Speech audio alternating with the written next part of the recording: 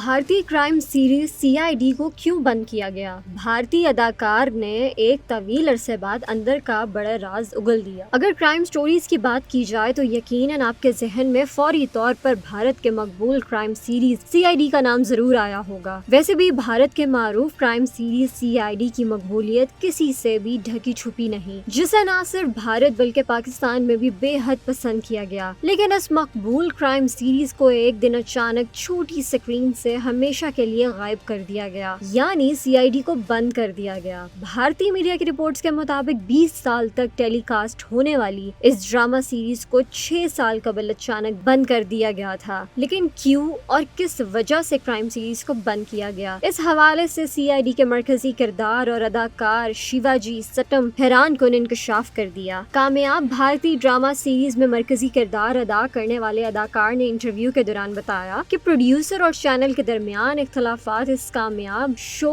को ले डूबे। अदाकार शिवाजी ने कहा कि हमारा मुकाबला कौन बनेगा करोड़पति से था। कभी कभी हमारी टीआरपी यानी रेटिंग कम भी हो जाती थी, मगर ऐसा तो हर शो के साथ होता है। भारतीय अदाकार ने बड़ा इंकशाफ करते हुए बताया कि चैनल ने शो का वक्त भी बदल दिया था। ऐसा लगता था जैसे नाजरीन को इस शो से जानबूझकर दूर किया जा रहा था। वाज़ेह रहे कि फायरवर्क्स प्रोडक्शन का ये शो 1998 से 2018 तक चलता रहा। एसीपी प्रद्युमन के साथ साथ अभिजीत और फ्रेडरिक्स भी अवाम के पसंदीदा किरदार थे।